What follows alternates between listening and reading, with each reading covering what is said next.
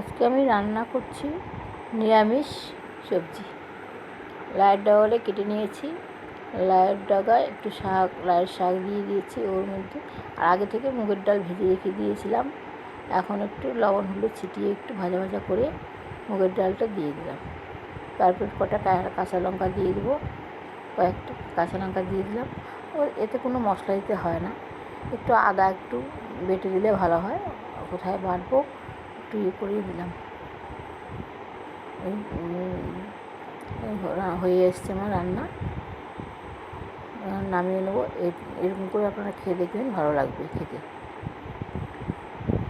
যদি আমার ভিডিওটা ভালো লাগে একটা লাইক কমেন্ট শেয়ার করে দিবে।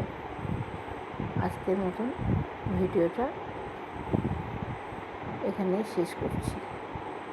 আমার হয়ে গেল আজকের নিরামিষ সবজি।